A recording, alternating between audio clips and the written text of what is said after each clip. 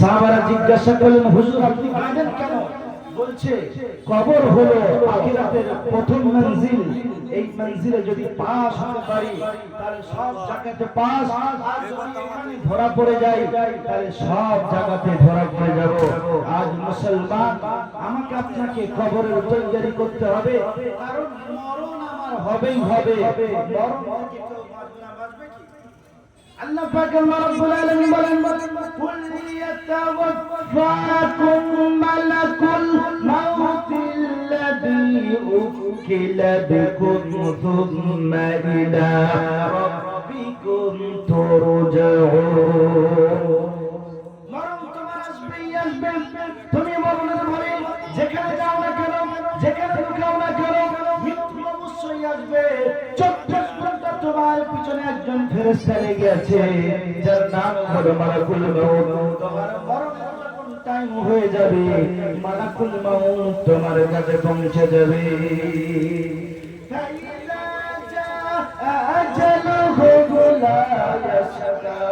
يستأخرون ساعة ولا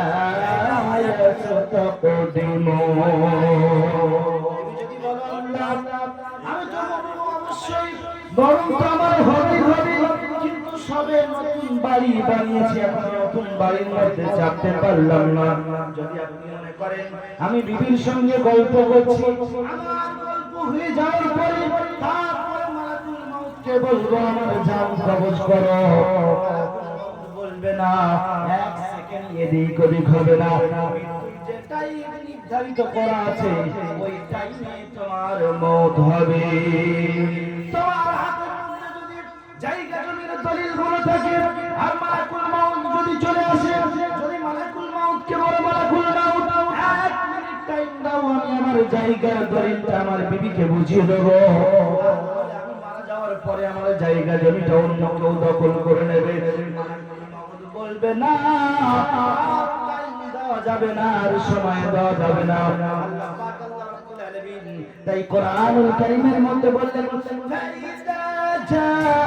جاءتهم لا يستأخرون ساعة ولا يستقدمون। আমার বান্দার মৃত্যু টাইম যেটা নির্ধারিত করা আছে ওই টাইমের মধ্যে মওত হবে, ওই টাইমের মধ্যে মরণ হবে। আমার বান্দার মৃত্যুটা এক সেকেন্ড এদিক হবে না, এক সেকেন্ড ওদিক হবে না। যেই টাইমে তোমার মরণ নির্ধারিত করা হয়েছে ওই টাইমের মধ্যে তোমার জান কবজ করা হবে। আমার বাচ্চা শোনাচ্ছেন মুসলমান ভাইরা, আমি আপনি যদি মৃত্যুর ভয়ে মহাশূন্যের ভিতরে চলে যাই, আমি আপনি যদি মরণের ভয়ে সমুদ্রের গভীর গহনে চলে যাই, যদি মরণের ভয়ে পাতালের অতল তলদেশে চলে যাই, মরণের ভয়ে যদি কাচের ঘরের মধ্যে বন্দী হয়ে যায়, আল্লাহ পাক আল্লাহ রাব্বুল আলামিন বলে, বান্দা পৃথিবীর যে প্রান্তে যাও না কেন, যেখানে যাও না কেন, আমার মালাকুল মাউত তোমার জান কবজ করে নিয়ে চলে আসবে। আইনামা তাকুনু ইউদরিকুমুল মাউত ওয়ালাউ কুনতুম ফি বুরুজিন মুশাইয়াদা। যেখানে লুকাও না কেন, যেখানে যাও না কেন, আমার মালাকুল মাউত তোমার কাছে পৌঁছে যাবে, তোমার জান কবজ করে নিয়ে চলে আসবে। এরপর আল্লাহ পাক আল্লাহ রাব্বুল আলামিন বলে, বান্দা মুক্তি তোমার হবে, এরপরে আমার কেমন করে নাফরমানি করো, আমাকে কেমন করে ধোঁকা দাও। আল্লাহ পাক আল্লাহ রাব্বুল আলামিন বলে, বান্দা কাইফা তাকফুরুনা বিল্লাহি ওয়া কুনতুম আমওয়াতান ফাআহইয়াকুম ثم يميتكم ثم يحييكم ثم إليه ترجعون। কেমন করে আমাকে অস্বীকার করো, কেমন করে আমার নাফরমানি করো, এই পৃথিবীর জমিনে আমি আল্লাহ তোমাকে হায়াত দিয়েছি, আবার তোমাকে মারবো, আবার তোমাকে জমিন থেকে জিন্দা করে আমি আল্লাহ পাক আল্লাহ রাব্বুল আলামিন তোমাকে তুলে আমার কাঠগড়ার মধ্যে দাঁড় করাবো। তাই আমরা মাটি দেওয়ার সময় একটা দোয়া পড়ি, কোরআন শরীফের একটা আয়াত আমরা প্রত্যেকই জানি, মিনহা খালাকনাকুম ওয়া ফিহা নুঈদুকুম ওয়া মিনহা নুখরিজুকুম তারাতান উখরা। আমি আল্লাহ এই মাটি দিয়ে তোমাকে সৃষ্টি করেছি, তৈরি করেছি। ওয়া ফিহা নুঈদুকুম, আমার এই মাটির মধ্যে তোমাকে রাখা হবে। ওয়া মিনহা নুখরিজুকুম তারাতান উখরা, আবার এই মাটি থেকে তোমাকে জীবিত করা হবে, তোলা হবে। যখন কাফের বেঈমান বেদিনরা এই আয়াত যখন শুনলো, তারা বলল, আরে পাগল হয়ে গিয়েছো নাকি? মানুষ তো মারা যাওয়ার পরে মাটির সঙ্গে মিশ্রণ হয়ে যাবে, মাটির সঙ্গে মিশে যাবে, এরপর আবার কেমন করে জীবিত করবে? তো আল্লাহ পাক আল্লাহ রাব্বুল আলামিন কাফের বেঈমান বেদিনদের এই প্রশ্নের উত্তর দিতে গিয়ে বিভিন্ন রকম আয়াত অবতীর্ণ করলেন, নাযিল করলেন, আর জানিয়ে দিলেন, বান্দা দেখো, পৃথিবীর জমিনে মানুষ মারা যাওয়ার পরে মাটির সঙ্গে যখন মিশে যাবে, আবার আমি আল্লাহ কেমন করে জীবিত করব, কেমন করে তুলবো। দেখো আল্লাহ পাক আল্লাহ রাব্বুল আলামিন, বান্দা এই পৃথিবীর জমিনে চৈত্র বৈশাখ মাস যখন হয়, জমিন পেটে চৌচির হয়ে যায়, জমিনের কোনো ক্ষমতা থাকে না। যখন জমিন পেটে চৌচির হয়ে যায়, ওই জমিনের মধ্যে যদি কোনো রকম দানা ফেরা হয়, ওই জমিন থেকে গাছ বার হয় না, হয় কি? জমিন যখন শুকিয়ে যায়, কেউ যদি কোনো দানা ফেলে গাছ হয়, হয় না। আল্লাহ পাক আল্লাহ রাব্বুল আলামিন বলে, বান্দা শুকনো মুর্দা জমিন থেকে যেমন কোনো গাছ হয় না, আমি আল্লাহ পাক আল্লাহ রাব্বুল আলামিন আমার কুদরতি পানি দ্বারা জমিনকে নরম করে দিই। এরপর জমিনে যারা চাষ করে, তারা নাঙ্গল দেয়, বিভিন্ন রকম হাল চালায়, হাল চালানোর পরে জমিনটাকে ঠিক করার পরে জমিনের উপরে যখন মই দিয়ে দেয়, জমিন নরম হয়ে যায়। এরপর যখন বীজ বপন করে, আল্লাহ পাক আল্লাহ রাব্বুল আলামিন বলে, দেখো জমিনের ক্ষমতা হলো, জমিনের মধ্যে যখন কোন রকম জিনিস রাখা হবে, জমিনের সঙ্গে মিশ্রণ করে দেবে, মাটি বানিয়ে দেবে। দেখি দেয় না, যদি কাল বা কোনো কিছু জমিনের ভিতরে রাখবেন, 2-4 বছর পরে দেখবেন সে কাঠ বা লোহা সহ মাটি হয়ে গিয়েছে, হয়তো হয় না। কিন্তু আল্লাহ পাক আল্লাহ রাব্বুল আলামিন বলে, আমার বান্দা যখন নিজের রিজিকের জন্য যখন বীজ বপন করে, দানা যখন ছড়িয়ে দেয়, আমি আল্লাহ পাক আল্লাহ রাব্বুল আলামিন জমিনকে হুকুম করে দিই, খবরদার জমিন আমার বান্দার দানাকে খাবে না। আমার বান্দার রিজিকের জন্য যে দানা ছড়িয়েছে, এই দানাকে তুমি যদি ভক্ষণ করো, খেয়ে নাও, তাহলে আল্লাহ আমার কাছে তোমার হিসাব দিতে হবে। চাষিরা মাঠের মধ্যে ধান ছড়ায়, বিভিন্ন রকম দানা ছড়ায়, মাটি কিন্তু ওই দানা নিজের সঙ্গে মিশ্রণ করে না। কিছুদিন পরে দেখবেন ওই দানা আস্তে আস্তে ফুটে উঠে গাছ হয়ে ওঠে না। জমিন কি ছিল? প্রথমে জমিন মুর্দা ছিল, তার কোনো ক্ষমতা ছিল না।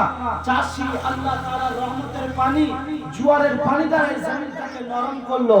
আল্লাহ পাক আল্লাহ রাব্বুল আলামিন বললেন, বান্দা মানুষ যখন মারা যাবে, জমিনের সঙ্গে যখন মিশে যাবে, আমি আল্লাহ পাক আল্লাহ রাব্বুল আলামিন আবার মানুষকে ওই রকম ভাবে জীবিত করব।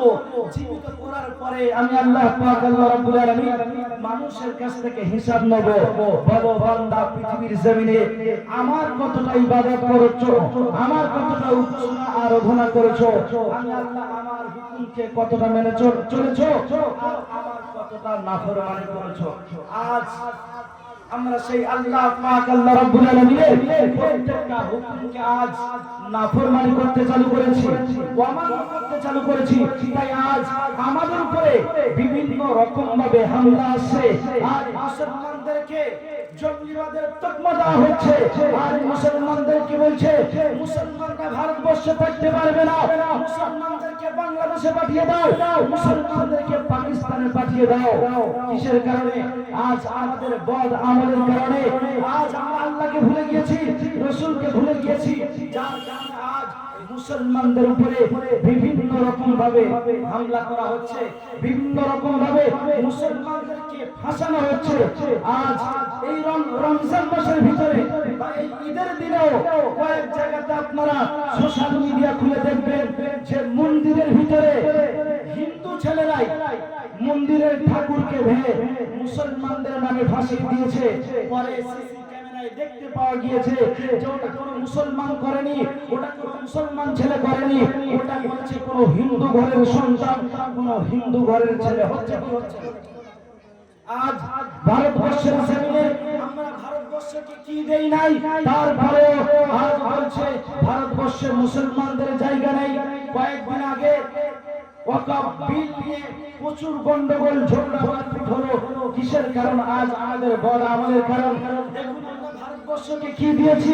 তাজমহল দিয়েছি আমরা মুসলমান, হুমায়ুন কেল্লা দিয়েছি আমরা মুসলমান, লাল কেল্লা দিয়েছি আমরা মুসলমান, দিল্লির কুতুব মিনার দিয়েছি আমরা মুসলমান, দিল্লির জামা মসজিদ দিয়েছি আমরা মুসলমান, হায়দ্রাবাদের চার মিনার দিয়েছি আমরা মুসলমান, বম্বের জমিনে হাজি আলি দিয়েছি আমরা মুসলমান, কলকাতার জমিনে তাকিয়ে দেখেন ওই 32 নম্বর জাতীয় সড়কের পাশে 14 তলা নবান্ন বসে ওই মুখ্যমন্ত্রী বসার জায়গাটা ওটা মুসলমানদের ওয়াকফ সম্পত্তির উপরে আছে। কলকাতা নেতাজি ইন্ডোর স্টেডিয়াম ওটা মুসলমানদের ওয়াকফ সম্পত্তির উপরে আছে। কলকাতার যে এয়ারপোর্ট আমরা জানি এয়ারপোর্টের 40% জায়গা এটা মুসলমানদের ওয়াকফ সম্পত্তির উপরে আছে। আজ আপনারা দেখবেন যে কলকাতার এয়ারপোর্টের ভিতরে এক সাইডে একটা মসজিদ বানানো আছে, মুসলমানদের ওয়াকফ সম্পত্তি ওখানে আছে।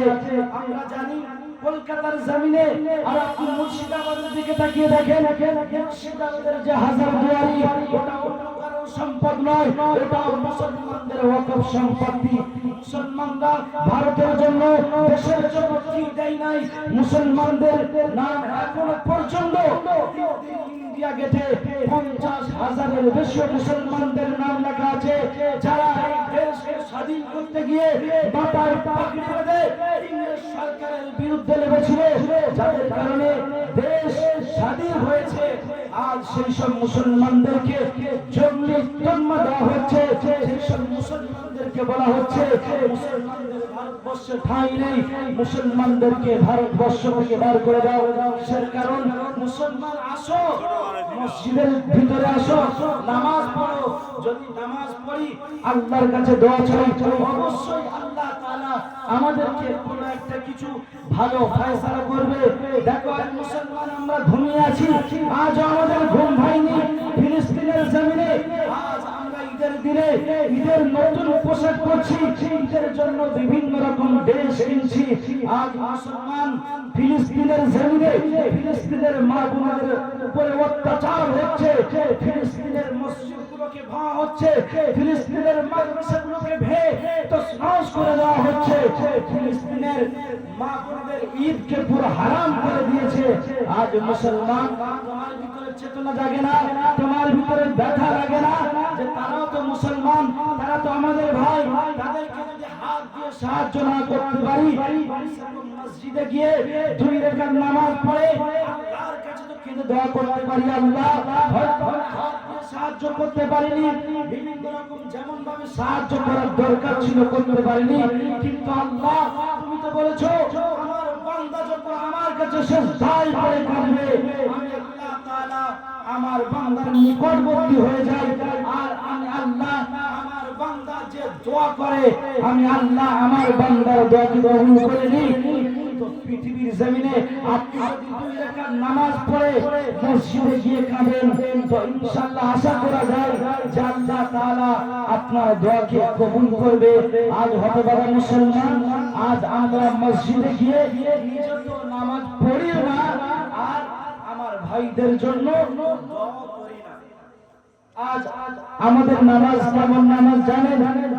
আল্লাহ তাআলা কোরআনুল কারীমের মধ্যে বলছেন ইন্নাস সালাতা তানহা আনিল ফাহশাই ওয়াল মুনকার, নিশ্চয় নামাজ খারাপ কাজ হতে বাঁচায়। আমরা এমন নামাজ পড়ি, নামাজ পড়ার পরেও আমরা চুরি করি, নামাজ পড়ার পরেও ডাকাতি করি, নামাজ পড়ার পরেও মানুষকে ধোঁকা দিই, নামাজ পড়ার পরেও মানুষের সঙ্গে বেঈমানি করি। তাহলে কিসের নামাজ বলো? কোরআন বলছে যে নামাজ পড়লে নিশ্চয়ই নামাজ খারাপ কাজ হতে বাঁচায়। তো আমাদের নামাজ কেমন নামাজ হয় আমি একটা উদাহরণ একটা একদম সামান্য ছোট্ট একটা কাহিনী বলবো, বললে বুঝতে পারবেন যে আমাদের নামাজ কেমন নামাজ হয়। একজন ছেলে, মূর্খ ছেলে, কিছুই জানে না, বিয়ে করেছে একটি মাওলানা সাহেবের মেয়েকে। তো বৃহস্পতিবার দিন শ্বশুর বাড়ি এসে বৃহস্পতিবার দিন নামাজ আদায় করেন। শুক্রবার দিন নামাজের যখন টাইম হয়েছে, ও নামাজে যাবে না এমন চিন্তা ভাবনা। তো শাশুড়ি বলছে, তুমি তো মাওলানা সাহেবের জামাই, তুমি যদি নামাজ না পড়তে যাও গ্রামের মানুষ তোমাকে খারাপ বলবে। তো বলছে, নামাজ কেমন জিনিস আমি তো জানি না, পড়বো কেমন করে? শাশুড়ি বলছে, তোমার টেনশন করতে হবে না, আমি তোমাকে শিখিয়ে দেবো। বলছে, আচ্ছা ঠিক আছে। বলছে, তোমাকে নামাজ যেমন ভাবে শেখাবো তেমন ভাবে পড়বে, আর সাইডে তোমার এই বুড়ো দাদু দেবো, সে যা করবে তুমিও তাই করবে। বললো, আচ্ছা ঠিক আছে। বলছে, তুমি মসজিদে যাবে, গিয়ে দেখবে যে সবাই উযু করছে। বলছে, আচ্ছা। বলছে, ওদের দেখা দেখি ওযু করে নেবে। বলছে, আচ্ছা ঠিক আছে। আর মসজিদে গিয়ে সবার প্রথমে একজন থাকে যার নাম হলো ইমাম। ওই ইমাম সাহেব যা করবে তুমিও তাই করবে। তো মসজিদে গিয়েছে, যাওয়ার পরে মানুষ যেমন ভাবে ওযু করছে ওইরকম ভাবে ওযু করেছে। ওযু করার পরে মসজিদের ভিতরে ঢুকেছে, সাইডে দাদু দাঁড়িয়ে আছে আর ও দাঁড়িয়েছে। এই ইমাম সাহেব কি করেছে? আল্লাহু আকবার বলে নিয়ত করেছে। যেই নিয়ত করেছে, ওর তো শাশুড়ির কথা মনে আছে। শাশুড়ি মা বলেছে, ইমাম সাহেব যা করবে তুমিও তাই করবে। তা ও আল্লাহু আকবার বলে নিয়ত করেছে। এবারে ইমাম সাহেব সূরা ফাতিহা পড়তে চালু করেছে। আলহামদুলিল্লাহি রাব্বিল আলামিন। ও তো সূরা ফাতিহা মুখস্থ শুরু করবে, ও কোন রকম ভাবে আলহামদুলিল্লাহ এরকম বলে কাটিয়ে দিয়েছে। সাইডে যে দাদুরা ছিল, আমাদের মাঝে সাথে কি হয়, মসজিদে বাচ্চারা একে অপরে কি গুঁতো মারে না? শুধু বাচ্চারা নয়, আমাদের বুড়োরাও মাঝে সাথে কি করে, একে অপরে ইয়ার কি করে। তো দাদুকে বলতে গিয়েছে যে এমন করতে নেই, আস্তে করে মেরেছে। ও শাশুড়ির কথা মনে পড়েছে।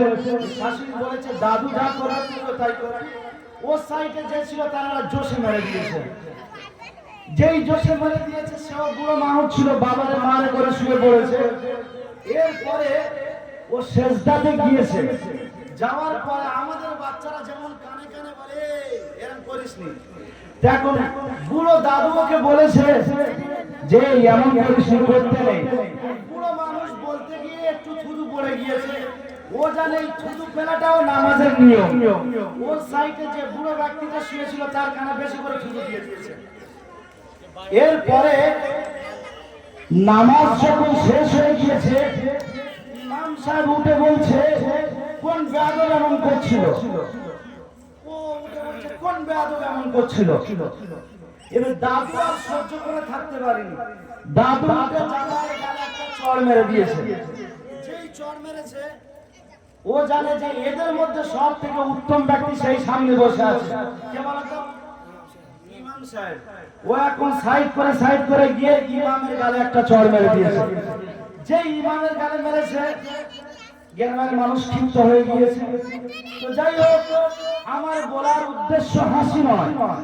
আমাদের নামাজ এমন নামাজ যে আমাদের গায়ে যদি একটা মশা বসে, এমন জোশে ওই মশাটা এমন কায়দায় মারে যে পুরো মসজিদের মানুষ সবাই শুনতে পায়, পায় না। আর হযরত আলী রাদিয়াল্লাহু তাআলা আনহু নামাজের ভিতরে আছে, সাহাবারা তীর টেনে বার করে নিচ্ছে, তাও কোনো সাড়া নেই ছিল। ঘটনা সবাই শুনেছেন, তাই ঘটনার দিকে যাচ্ছে না, সময় সংক্ষেপ। শুনেছেন তো যে হযরত আলী রাদিয়াল্লাহু তাআলা আনহু পায়ে থেকে তীর বার করা হয়েছিল। তাহলে তাদের নামাজ কেমন নামাজ ছিল, আমাদের নামাজ কেমন নামাজ? ঈদের দিনে সারা বছর মসজিদে যায় না, ঈদের দিনে নামাজ পড়তে গিয়ে ইমাম সাহেব আল্লাহু আকবার বলে নিয়ত করেছে। দ্বিতীয় তাকবীরে কি হয়? প্রথম রাকাতে দ্বিতীয় তাকবীরে প্রথম তাকবীরে হাত বাঁধা হয়, দ্বিতীয় তাকবীরে হাত তুলে আল্লাহু আকবার বলে ছেড়ে দেওয়া হয়। যেই আল্লাহু আকবার দ্বিতীয় তাকবীরে বলেছে, ও মালডুবে চলে গিয়েছে। কোথায়? উপরে আর নেই, রুকুতে চলে গিয়েছে। এবার তৃতীয় তাকবীর বলে কি হাত ছেড়ে দেওয়া হয়। যেই তৃতীয় তাকবীর বলেছে ও মনে মনে করতে পারে ইমাম সাহেব পাগলা টাগলা হয়ে গেল নাকি, বলে সামি আল্লাহু লিমান হামিদার জায়গা আল্লাহু আকবার বলতেছে, মান উঠে চোখ পুরো গুরগুন্ডার মতো হয়ে গেছে, সবাই তো দাঁড়িয়ে আছে।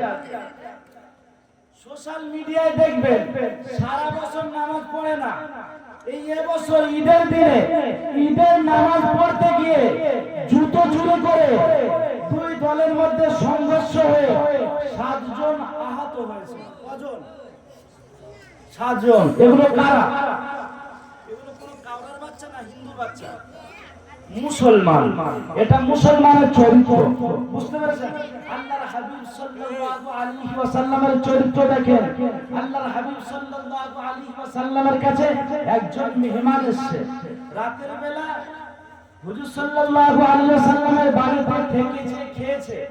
আল্লাহর হাবিব সাল্লাল্লাহু আলাইহি ওয়াসাল্লাম বাড়িটা ভালো করে দেখিয়ে দিয়েছে, পেশাব পায়খানা দেখিয়ে দিয়েছে, পানি টানি সব কিছু দিয়েছে। এখন রাতের বেলা ওই ব্যক্তিটা বিছানাতে পেশাব পায়খানা ফিরে দিয়েছে, দিয়ে ফজর যখন হয়ে গিয়েছে ও জানে যে মুহাম্মদ কি বলবে তার ঠিক নেই, তাই সব কিছু ছেড়ে দিয়ে পালিয়ে গিয়েছে। তো রাসূল সাল্লাল্লাহু আলাইহি ওয়াসাল্লাম সকাল যখন হয়েছে এসে দেখছে যে আমার মেহমান কোন মুসলমান ছিল না, বেধর্মী কেউ ছিল, যে সে বাড়ি থেকে চলে গিয়েছে। আল্লাহর হাবিব সাল্লাল্লাহু আলাইহি ওয়াসাল্লাম আফসোস করছে, হায় রে, হয়তো রাতের বেলা কোনো অসুবিধা হয়েছে, আমার মেহমান কষ্ট পেয়েছে। তো আল্লাহর হাবিব সাল্লাল্লাহু আলাইহি ওয়াসাল্লাম নিজে হাতে ওই বিছানার চাদরগুলো যে বিছানা দিয়েছিল যাতে পেশাব পায়খানা করেছে ওগুলো নিজে হাতে পরিষ্কার করছে। ওই ব্যক্তিটা নিজের যে তলোয়ার ছিল ওই তলোয়ারটা ভুলে রেখে চলে গিয়েছিল। তো আবার তলোয়ারটা নেওয়ার জন্য এসে আসার পরে আল্লাহর হাবিব সাল্লাল্লাহু আলাইহি ওয়াসাল্লাম বলছে, ভাই রাতের বেলা থাকায় কি আপনার কোনো অসুবিধা হয়েছে? বলছে, না, আমার কোনো অসুবিধা হয়নি। এটাই হলো আল্লাহর রাসূল সাল্লাল্লাহু আলাইহি ওয়াসাল্লামের আদর্শ। জোরে বলুন সুবহানাল্লাহ। আর আমরা যাচ্ছি পুরনো জুতো নিয়ে, নতুন জুতো নিয়ে চলে আসছে, হয় কি হয় না? ঈদের দিনে সারা মাস রোজা রেখে ঈদ কেমন পালন হচ্ছে আপনার বারাইপুর শাসক বা এদিকে মেটিয়াপুর না গেলে বুঝতে পারবেন না। প্রত্যেকটা পাড়ায় পাড়ায় বিশাল বড় বড় এরকম স্টেজ করে রেখেছে, সারা মাস রোজা রেখে চাঁদ রাতের দিন থেকে ড্যান্স হাঙ্গামা হবে প্রত্যেকটা পাড়াতে, প্রত্যেকটা পাড়াতে ভালোভাবে লাইটিং টাইটিং দিয়ে রেখেছে। মানে সারা মাস যে রোজা রেখেছিল একদিনেই তা কি করবে, মানে পুরো বিরানিটাই এক ফোঁটা কেরাসিন ফেলে পুরো নষ্ট করে দেবে। এটাই হলো মুসলমানের চরিত্র, এটাই হলো মুসলমানের আদর্শ। আজ আমরা যদি আল্লাহর হাবিব সাল্লাল্লাহু আলাইহি ওয়াসাল্লামের আদর্শ মেনে চলতে পারতাম তাহলে পৃথিবীর জমিনে আমাদেরকে এই হাল, এই অবস্থা আমাদের হতো না। আমাদের ভিতরে আজ কারোর কাছে শান্তি নেই, শান্তি বলে যে জিনিস উঠে চলে গিয়েছে। স্বামী বিবির কাছে শান্তি পাচ্ছে না, বিবি স্বামীর কাছে শান্তি পাচ্ছে না, বাচ্চা বাপকে মানছে না, বাপ বাচ্চাকে মানছে না। হচ্ছে কি হচ্ছে না? কোরআন না মানার কারণে। আসুন আমরা কোরআনকে মেনে নিই, কোরআনকে হাতে তুলে নিই। যদি কোরআনকে আমরা মেনে চলতে পারি, কোরআনকে যদি আমরা হাতে তুলে নিতে পারি, তাহলে শান্তি আমাদের বাড়ির ভিতরে বিরাজমান হবে, অবশ্যই শান্তি আমাদের ভিতরে আসবে। তো যে কথা বলছিলাম যে মরার পরে নামাজের হিসাব মানুষের সবার প্রথম হবে। আমি আপনি আজ পৃথিবীর জমিনে চুরি করছি, ডাকাতি করছি, আজ পৃথিবীর কেউ দেখতে পাচ্ছে না, কিন্তু আল্লাহ পাক আল্লাহ রাব্বুল আলামিন বলে, বান্দা আমার এমন ক্যামেরা ফিট করে দিয়েছি, ওই ক্যামেরা থেকে কোনো কিছুই বাদ যাবে না। আল্লাহ পাক আল্লাহ রাব্বুল আলামিন বলেন, ওয়া ইয়ালামু খায়িনাতাল আইনি ওয়া মা তুখফিস সুদূর।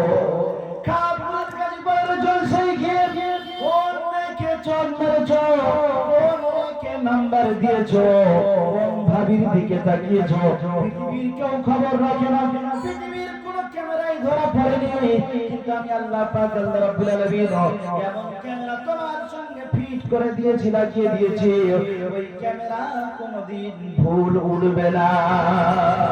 তোমার সঙ্গে আল্লাহ পাক আল্লাহ রাব্বুল আলামিন কিরামান কাতিবিন ফিট করে দিয়েছে, যতক্ষণ পর্যন্ত তোমার মওত না হবে, মরণ না হবে, ওই কিরামান কাতিবিন তোমার কাঁধের মধ্যে থাকবে। পৃথিবী যে করে যেখানে যাও না করো, তুমি যদি সমুদ্রের গভীরে তলায় গিয়ে গুনার কাজ করো, জিনার কাজ করো, কেউ দেখতে পাবে না। আল্লাহ পাক আল্লাহ রাব্বুল আলামিন বলে, বান্দা পৃথিবীর কেউ দেখতে না পেলেও আমি আল্লাহ পাক আল্লাহ রাব্বুল আলামিন আমার মেমোরির মধ্যে রেকর্ড আছে। আমার বান্দাকে কবরের মধ্যে শোয়ানোর সাথে সাথে আমি আল্লাহ পাক আল্লাহ রাব্বুল আলামিন আর পৃথিবীর জমিনে যেমন দেখতে পাচ্ছি, টেলিভিশনের মধ্যে যে সুইচ মারলেই সঙ্গে সঙ্গে চলছে, ক্যাসেট ঢোকালেই সঙ্গে সঙ্গে ক্যাসেটের ভিতরে যা আছে চলছে। আল্লাহ পাক আল্লাহ রাব্বুল আলামিন বললেন, বান্দা আমি আল্লাহ পাক আল্লাহ রাব্বুল আলামিন এই কিরামান কাতিবিন তোমার কাঁধের মধ্যে দিয়ে দিয়েছি, 24 ঘন্টা তোমার সঙ্গে থাকবে। তুমি যখন নেকির কাজ করবে আমার ফেরেশতা লিপিবদ্ধ করবে, আবার যখন গুনার কাজ করবে আমার ফেরেশতা লিপিবদ্ধ করবে। আল্লাহ পাক আল্লাহ রাব্বুল আলামিন বলেন, বান্দা পৃথিবীর জমিনে আমার বান্দা যখন নেকির কাজ করার উদ্দেশ্য করে, নিয়ত করে, আল্লাহ আমি অমুক জায়গায় যাব, অমুক দরবারে যাব, আমি অমুক সওয়াবের কাজ করব, এত টাকা দান করব, নিয়ত করলেই আমার ফেরেশতা সঙ্গে সঙ্গে নেকির খাতায় লিপিবদ্ধ করতে থাকে।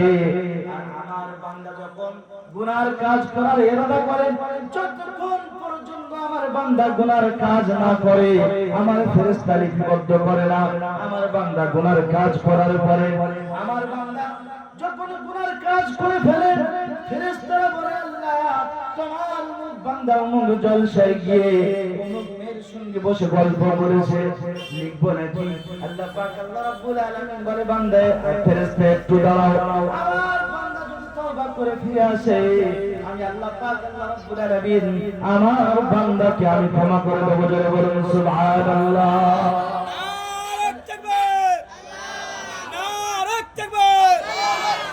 তো আল্লাহ পাক আল্লাহ রাব্বুল আলামিন বলে, বান্দা শুধু নেকি করার ইরাদা করবে আমি আল্লাহ নামায়ে আমলে লিখে দেব।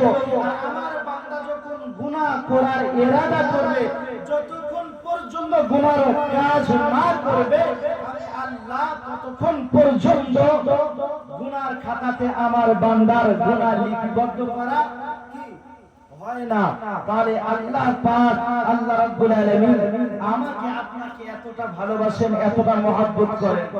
আল্লাহ পাক আল্লাহ রাব্বুল আলামিন বলে, বান্দা পৃথিবীর জমিনে যদি পাহাড় সমতুল্য গুনাহ করে আমি আল্লাহ আমার দরবারে চলে আসো, ক্ষমা চাও, আমি আল্লাহ পাক আল্লাহ রাব্বুল আলামিন আমার বান্দার গুনাহকে আমি maaf করে দেব। পৃথিবীর জমিনে যখন আযাদিন শয়তান আসবে, আল্লাহর কাছে বলল, আল্লাহ আমি আযাদি এতদিন তোমার ইবাদত করেছি, উপাসনা করেছি, আরাধনা করেছি, তার জন্য কয়েকটা জিনিস চাই।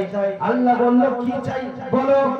সেই সময় আযাজিল বলল, আল্লাহ তোমার এই ভোলা বান্দাগুলো আমি নাফরমানির কাজে লাগাবো, জিনার কাজে লাগাবো, গুনার কাজে লাগাবো, এরপরে তোমার বান্দা বান্দিকে গোমরা করে আমি তোমার জাহান্নামগুলোকে ভর্তি করে দেব। আল্লাহ পাক আল্লাহ রাব্বুল আলামিন বললেন, আযাজিল যা, তোকে অনুমতি দিয়ে দিলাম, পাওয়ার দিয়ে দিলাম, ক্ষমতা দিয়ে দিলাম, আমার বান্দাকে গুনার সাগরে তলিয়ে যাবে। আমার বান্দা গুনার অতল সাগরে যদি তলিয়ে যায়, আর মৃত্যুর আগে যদি আমার বান্দা একবার কালেমা লা ইলাহা ইল্লাল্লাহ মুহাম্মাদুর রাসূলুল্লাহ একবার যদি পড়ে আর আমার কাছে ক্ষমা চাই, আমি আল্লাহ আমার বান্দার ঝুমু গুনাহগুলো যে 99 বছরের কাফের বা 99 বছরের ঝুনু কাপড়ের গুনাহ আমি আল্লাহ পাক আল্লাহ রাব্বুল আলামিন মুহূর্তের ভিতরে আমি আল্লাহ আমার কাছে maaf চাওয়ার কারণে আমি maaf করে দেব। জোরে বলুন সুবহানাল্লাহ। বনি ইসরাইলের মধ্যে একজন ব্যক্তি 99 জনকে হত্যা করেছে, 99 জনকে মারার পরে আবার রাস্তার মধ্যে বার হয়েছে। কেমন করে আমার ক্ষমা হবে, কেমন করে আমার মাফ হবে, কেমন করে আমি জান্নাতে যাব? তো এবার চতুর্দিকে খোঁজ নিতে লাগলো, কেমন করে আমার ক্ষমা এবং মাফ হবে। পাদ্রীর কাছে গেল, একজন আলিমের কাছে গেল, কে বলল ভাই কেমন করে আমি মাফ পাবো? আমি 99 জনকে হত্যা করেছি, 99 জনকে কতল করেছি। মিশকাত শরীফের ভিতরে পাওয়া যায়।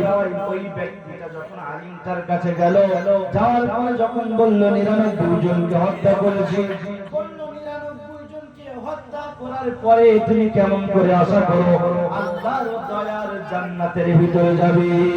কোনদিন তোমার জন্য আল্লাহর জান্নাতে যাওয়া সম্ভব হবে না। ওই ব্যক্তিটা সঙ্গে সঙ্গে নিজের ট্যাঙ্ক দিয়ে তলোয়ারটা বার করে ওই 99 জন হত্যা করার পরে সঙ্গে সঙ্গে সামনে যে পাদ্রী বসেছিল ওই পাদ্রীকে হত্যা করলো। 100 জন হত্যা হয়ে গেল।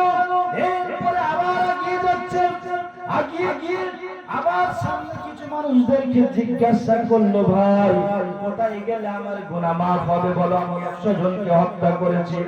বললো যাও, গ্রামে একজন আলেম আছে, ওই আলেমের কাছে গেলে ওই আলেম তোমার বলে দেবে। সেই আলেমের কাছে যাবে, প্রস্তুত হয়েছে, রেডি হয়েছে। হঠাৎ মালাকুল মাউত পৌঁছে গিয়েছে। মালাকুল মাউত এসে সবে চলতে চালু করেছে। মালাকুল মাউত জান কবজ করা হয়ে গেল। যখন আল্লাহ তাআলা পৃথিবীর জমিনে কোন বান্দার যখন জান কবজ করে, বান্দা যখন সৎ হয়, ভালো হয়, ফেরেশতারা ভালোর ফেরেশতারা আছে, আর কিছু ফেরেশতাদের দায়িত্ব দেওয়া আছে। যখন কোন খারাপ বান্দা বান্দির জান কবজ করা হয় তারা আছে। দুই দলের ফেরেশতা পৌঁছে গেল। যারা ভালো ফেরেশতা তারা বলছে আমরা নিয়ে যাব, যারা খারাপের ফেরেশতা তারা বলছে আমরা নিয়ে যাব। দুই দলের সংঘর্ষ বেঁধে গেল। দুই দল আল্লাহর কাছে পৌঁছে গিয়ে বলে, আল্লাহ পৃথিবীর জমিনে এই ব্যক্তিটা গুনাহ করেছে, জিনা করেছে, মানুষকে হত্যা করেছে, সবই আমরা জানি, কিন্তু ওই ব্যক্তিটা 100 জন হত্যা করার পরে ওর চেতনা ভেঙে গিয়েছে, ভুল ভেঙে গিয়েছে, এরপরে নিজের গুনাহ মাফের জন্য বার হয়েছে, তাই আমরা ওর রূহটা আনতে চাই। ওরা বলছে না, এখনো পর্যন্ত ভালো রাস্তাতে আসতে পারেনি, ওর রূহ আমরা আনবো। আল্লাহ পাক আল্লাহ রাব্বুল আলামিন বলে, যাও আমার বান্দা যে জায়গা থেকে বার হয়েছে যত দূর পর্যন্ত পৌঁছাবে ওই জায়গাটা দুটো ভাগে বিভক্ত করো। মাঝখান থেকে বিভক্ত করার পরে আমার বান্দা কত দূর পর্যন্ত পৌঁছেছে দেখবে। আমার বান্দা যদি ভালোর দিকটা বেশি যায় তাহলে আমার বান্দাকে ভালো ফেরেশতারা আনবে, আর যদি আমার বান্দা সামান্য গুনার কাজ অতিক্রম করে, গুনার রাস্তা অতিক্রম করে আসে, তাহলে যে ফেরেশতারা অসৎ মানুষের দায়িত্বে আছে তারা আসবে, তারা জান নিয়ে আসবে। আল্লাহ তাআলা ফেরেশতাদেরকে পাঠানোর পরে আল্লাহ তাআলা জমিনকে হুকুম করে দিলেন, জমিন তাড়াতাড়ি তুমি সৎ হয়ে যাও, আমার বান্দাকে জান্নাতে যাওয়ার ব্যবস্থা করে দাও। ফেরেশতা আসার পরে যখন জমিন নামলো, মাপার পরে দেখা গেল যে ওই জমিনটা মানুষটা ভালো রাস্তার দিকে বেশি চলে গিয়েছে। আল্লাহ পাক আল্লাহ রাব্বুল আলামিন বলে, বান্দা আমার বান্দা যদি গুনার সাগরে তলিয়ে যায়, তলিয়ে যাওয়ার পরে আমার বান্দা যদি আমার কাছে ফিরে আসে, আমি আল্লাহ পাক আল্লাহ রাব্বুল আলামিন আমার বান্দার গুনাহকে মুহূর্তের ভিতরে maaf করে দিই। জোরে বলুন সুবহানাল্লাহ। নারে তাকবীর, আল্লাহু আকবার, নারে তাকবীর। কোরআনের আলো, আল হাদিসের আলো, নারে তাকবীর, আল্লাহু আকবার। তো আল্লাহ পাক আল্লাহ রাব্বুল আলামিন বলে, বান্দা পৃথিবীর জমিনে যেমন গুনাহ হোক না কেন আমি আল্লাহ আমার কাছে আসবে, আমি maaf করব। কিন্তু এখানে দুটো জিনিস আছে, একটা হলো হুকুকুল্লাহ আর একটা হলো হুকুকুল ইবাদ। পৃথিবীর জমিনে আপনি নামাজ পড়েননি, রোজা করেননি, আল্লাহ চাইলে maaf করে দিতে পারে, কিন্তু হুকুকুল ইবাদ আপনি যদি বান্দার হক নষ্ট করে থাকেন কোনদিন আল্লাহ তাআলা আপনাকে maaf করবেন না। আপনি যদি নেকির পাহাড় নিয়ে কবরে ওঠেন, আপনার সাইটের বাড়ির মানুষ গিয়ে যদি বলে আল্লাহ পৃথিবীর জমিনে আমার হক নষ্ট করেছে, তখন আল্লাহ বলবে দাও তোমার ওই নেকি থেকে আমার বান্দা বান্দির হকটাকে আদায় করো। মানুষ নেকির পাহাড় নিয়ে উঠবে, কিন্তু বান্দাকে দিতে দিতে তার সমস্ত নেকি শেষ হয়ে যাবে। তাই পৃথিবীর জমিনে মানুষের সঙ্গে ভালো ব্যবহার করুন। আজ পৃথিবীর জমিনে বেশিরভাগ মানুষ দেখা যায় মানুষের সঙ্গে খারাপ আচরণ। আজ কিছু মানুষ এমন আছে নামের আগে হাজিরা গিয়েছে, হজ করছে, দেখবেন যে মানুষের জায়গা মেরে, মানুষের হক মেরে সেই টাকা দিয়ে হজে যাচ্ছে। হয় না, 20 কাঠা কিনে 21 কাঠা চাষ করে খাচ্ছে, ওর হজ কবুল হবে তো? কি মনে হয়? 20 কাঠা কিনে 21 কাঠা। পৃথিবীতে আল্লাহ একটু টাকার জোর দিয়েছে, টাকার ক্ষমতা দিয়েছে, গরিব মানুষের জায়গা জোর করে দখল করে খাচ্ছে। এমন মানুষ আছে না নেই? সমাজে আছে তো। আর এর চাপ বাড়ছে না বাড়েনি? প্রচন্ড বাড়ছে। বাড়ছে মানে বিশাল বাড়ছে। দুনিয়ার জমিনে আপনি অনেক কিছু করছেন, এই জায়গা জমি আপনার সঙ্গে যাবে না। বুখারী, মুসলিম, আবু দাউদ এবং মিশকাতের হাদিসের ভিতরে পাওয়া যায়, কেউ যদি মানুষের এক হাত জমিন যদি জোর করে দখল করে নেয়, কিয়ামতের দিন 7 তবক জমিন তার গলার মধ্যে ঝুলিয়ে দেওয়া হবে। আজ যে জমিনটা কেড়ে নিচ্ছ, আজ যে জায়গা কেড়ে নিচ্ছ, কার জন্য করছো? যে সন্তানের জন্য করছো।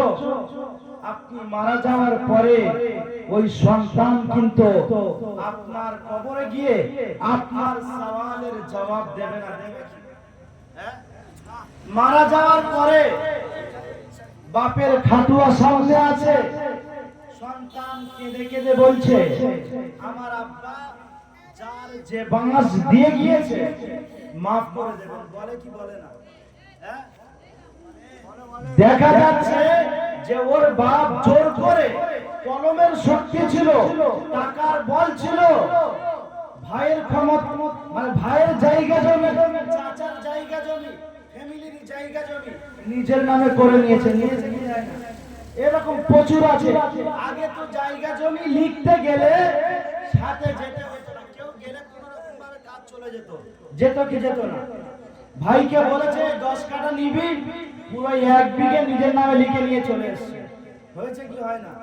তাহলে কবরে গেলে কি করে আপনি হিসাব দেবেন? আর কি করে আপনার নামাজ রোজা কবুল হবে? আজ প্রত্যেকটা বাড়িতে সুদের কারবার, সুদের ব্যবসা ভরে গিয়েছে। বিভিন্ন রকম ভাবে সুদ খাচ্ছে। দেখুন আল্লাহ পাক, আল্লাহ রাব্বুল আলামিন কুরআন কারীমের মধ্যে বললেন ওয়ালাকাদ যারানা লিজাহান্নামা কাসীরাম মিনাল জিন্নি ওয়াল ইনস লাহুম কুলুবুন লা ইয়াফকাহুনা বিহা ওয়া লাহুম আ'য়ুনুন লা ইউবসিরুনা বিহা ওয়া লাহুম আযানুন লা ইয়াসমাউনা বিহা উলাইকা কাল আনআম। পৃথিবীর জমিনে এমন কিছু মানুষ আছে যারা চতুষ্পদ জন্তুর ন্যায়, যারা হাদিসের কথা শোনে না, ভালো জিনিস দেখতে পায় না, ভালো জিনিস শুনতে পায় না। আমি আল্লাহ তাআলা বললাম ওরা আমার জাহান্নামে যাবে, জাহান্নামে যাবে, জাহান্নামে যাবে। আজ আল্লাহ তাআলা আমাকে আপনাকে ক্ষমতা দিয়েছে, পয়সা দিয়েছে, তাই গ্রামের মানুষ আমার আপনার কাছে বিচার করতে আসে। আমি আপনি টাকার জোরে, পয়সার জোরে আমার যে কাছের লোক, রিলেটিভ, বিচারটা তার হয়ে করে দিই। যে গরিব মানুষ বিচার সে পায় না, ঠিক কি না? ঠিক তো নাকি? বর্তমান সময় বিশেষ করে গ্রামের যারা মোড়ল, মেম্বার, প্রধান, আল্লাহ কি এরা যদি মরে যায়, কবরে গেলেই সঙ্গে সঙ্গে এদের চালু হবে। এত ভোটের আগে এরা যে কায়দায় মানুষের কাছে যায়, এরা যেন ফেরেশতা, এদের মতো ফেরেশতা আর পৃথিবীতে নেই। সবার সঙ্গে সালাম, সবার সঙ্গে মুসাফা, যে দেখবে যার সঙ্গে ওর কোনোদিন কথা হয় না, ও যদি রাস্তার ওই দিক থেকে চলে তো যদি তাকে দেখতে পাবো রাস্তার এই দিকে চলে আসবে, কিন্তু ভোটের সময় আরো জোর করে তার সামনে যাবে, গিয়ে বলে আসসালামু আলাইকুম, ভালো আছো, হয় কি হয় না? হ্যাঁ, কিসের কারণে? কিসের কারণে বলেন? ভোট নিতে হবে। আর সেই সময় আবার ভুনো ভুনো মসজিদে যাবে। আর যদি গ্রামে কোনো মারপিট হয় সেই সময় কিন্তু বিচার হয় না, ভোটের আগে বিচার হয় না। কারণ যদি বিচারে এক পক্ষের চলে যায় অপর পক্ষের ভোট কি পাবে না, কোন রকম ভাবে গোঁজামিল দিয়ে রেখে দেবে। আর এখন বিশাল ব্যস্ত আছি, পরে হবে, এই হবে, অমুক হবে, অন্য কারণে সেরে নেবে। হয়তো হয় না, হ্যাঁ হয়তো।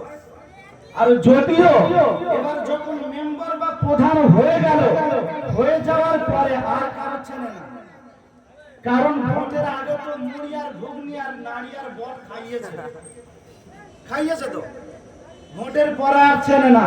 যে গরিব মানুষের সাইডে গিয়ে দাঁড়িয়েছিল রমজান মাসে, যে ভাই তোমার খাওয়া হচ্ছে না, 500 ছোলা 500 খেজুর তুমি রেখে দাও, দাঁড়ায় কি দাঁড়ায় না, সাইডে।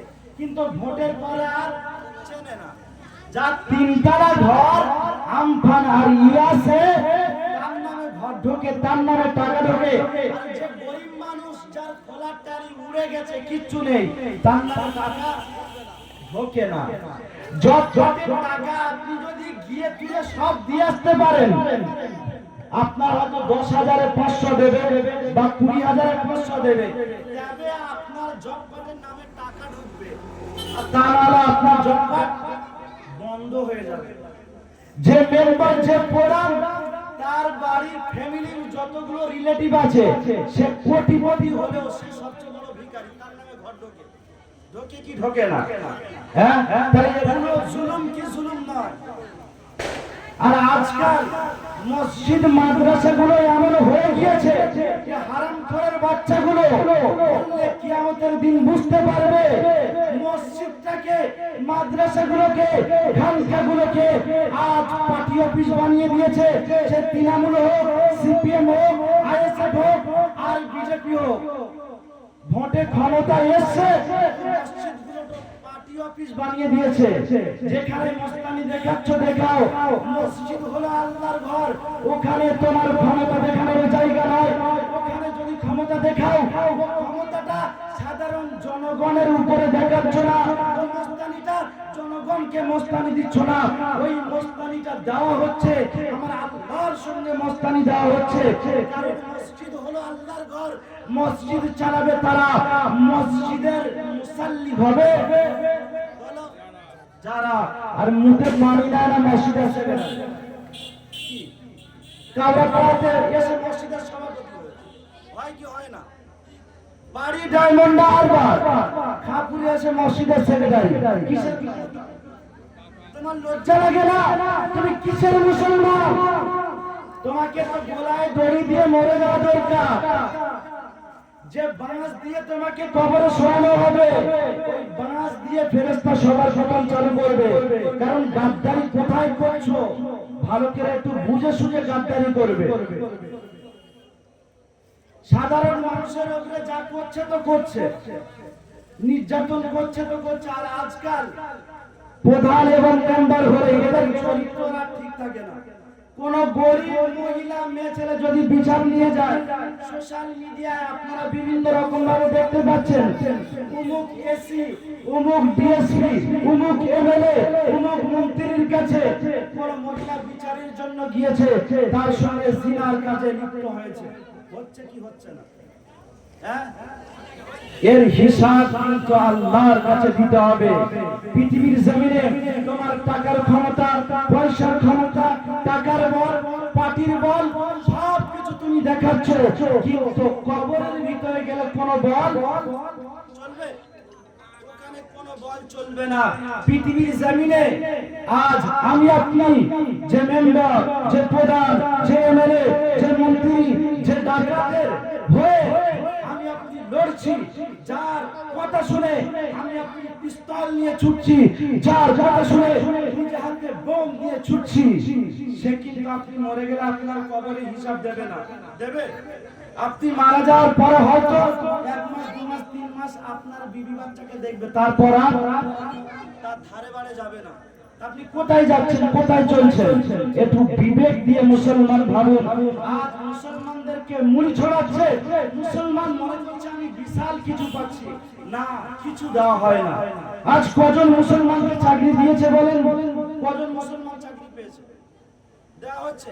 আজ আমরা ভাবছি যে আমাদের ইমাম ভাতা দিচ্ছে, ইমাম ভাতা বাবু সরকারের টাকা নয়, একটু আগে বলছিলাম যে ওয়াকফ সম্পত্তি।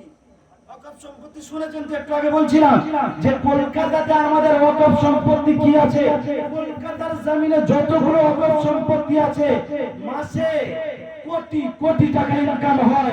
যদি 1 টাকা মসজিদের ইমামের বেতন দেওয়া হয়, যদি 1 লাখ টাকা করে মাসে দেয় তাও ফুরাবে না। দিচ্ছে কাদের মাল? মুসলমানদের মাল মুসলমানদের দিচ্ছে, মনে করছে বিশাল কিছু দিচ্ছে। আপনি কি একবার ভেবে দেখেছেন আপনার গ্রামে 100 ঘর আছে, 100 ঘরের ভিতরে যদি 10টা ছেলে শিক্ষিত হয় তো কটা ছেলের চাকরি দিয়েছে? এখন এমএ পাস বিএ পাস ছেলেরা অটো চালাচ্ছে, টোটো চালাচ্ছে, চালাচ্ছে কি চালাচ্ছে না? আচ্ছা, এগুলো বাস্তব বলছি না অবাস্তব বলছি? একটু আওয়াজ করেন। কি রাগ হচ্ছে নাকি? সত্য কথা বললে কিন্তু একটু লাগবে, সবার কিন্তু সত্য কথা সহ্য হয় না।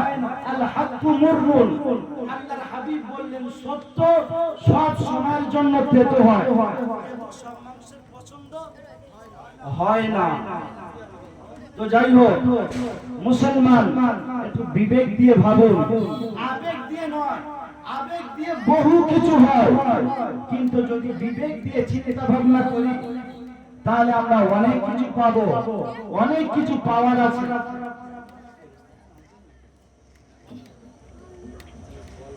যদি আমরা বিবেক দিয়ে ভাবি তাহলে পৃথিবীর জমিনে আমরা ইনশাআল্লাহ সফল হতে পারবো। আর যদি বিবেক দিয়ে না ভাবি তাহলে কিন্তু আমরা বিফলেই চলে যাব। আজ আমি আপনি আজ বলছি যে আমার আপনার ছেলে আমার আপনার নাফরমানি করছে, আমাকে আপনাকে মানছে না, কারণ কি? ছেলেকে ডাক্তার মাস্টার ইঞ্জিনিয়ার বানাচ্ছে, কিন্তু আমি মানা করব না।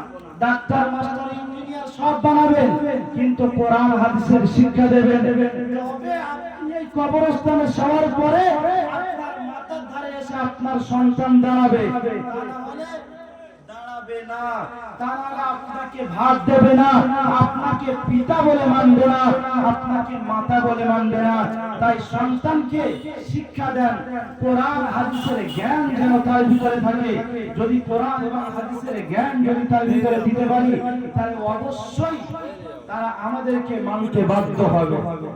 তো যে কথা বলছিলাম যে আল্লাহ তাআলা বললেন যে পৃথিবীর জমিনে কোরআনের কথা শোনার পরে তাদের কানের ভিতরে যায় না, তারা ভালো কথা বুঝতে পারে না, এমন বান্দা বান্দিকে আমি আল্লাহ আমার দয়ার জান্নাতে দেব না। তাহলে আজ আমরা শুধু একজন নয়, দুজন নয়, বহু আলেমের কাছে প্রত্যেক সপ্তাহে প্রত্যেক দিন কোরআন হাদিস শুনছি, তারপরেও আমাদের ভিতরে কোনো পরিবর্তন নেই। দেখুন আমাদের গ্রামে যে কুকুরগুলো থাকে, ওই কুকুরগুলো দাঁড়িয়ে পেশাব করে না, বসে দাঁড়িয়ে পেশাব করে। আর আমাদের জওয়ান মর্দগুলো একবার দাঁড়িয়ে করে না, এই বসে করে না, ওরাও দাঁড়িয়ে। কারণ এমন প্যান আর এমন স্যুট পরেছে বসলেই ফেটে যাবে, ঠিক কি না বলেন? তাহলে কুকুর আর আমার মধ্যে পার্থক্য রয়েছে? কোনো পার্থক্য রইল না। কুকুর মসজিদে যায়? যায় না।